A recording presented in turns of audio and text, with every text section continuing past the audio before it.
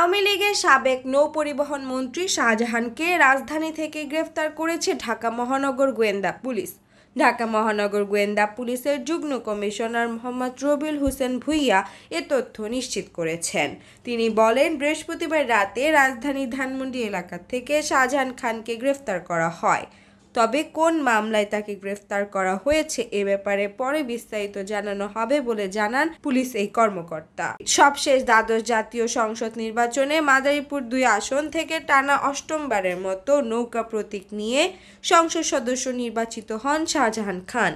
তিনি বাংলাদেশ আওয়ামী লীগের প্রেসিডিয়াম সদস্য এবং বাংলাদেশ শ্রমিক ফেডারেশন কার্যকারী সভাপতি হিসেবে দায়িত্ব পালন করেছিলেন। তিনি 1986 সালে স্বতন্ত্র প্রার্থী হিসাবে মাদারীপুর 2 আসন থেকে জাতীয় সংসদ সদস্য নির্বাচিত হন।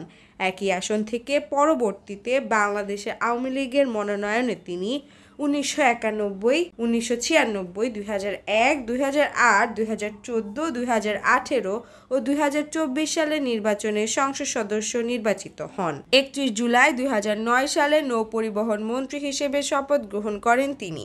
নভেম্বর 2013-তে অন্তর্বর্তীকালীন মন্ত্রিসভায় তাকে নৌ পরিবহন এবং মুক্তিযুদ্ধ বিষয়ক মন্ত্রণালয়ের মন্ত্রী হিসেবে দায়িত্ব দেওয়া হয়। 2014 সালের জানুয়ারিতে জাতীয় নির্বাচনকে সামনে রেখে তিনি শুধুমাত্র নৌ পরিবহন মন্ত্রীর কার্যভার গ্রহণ করেন।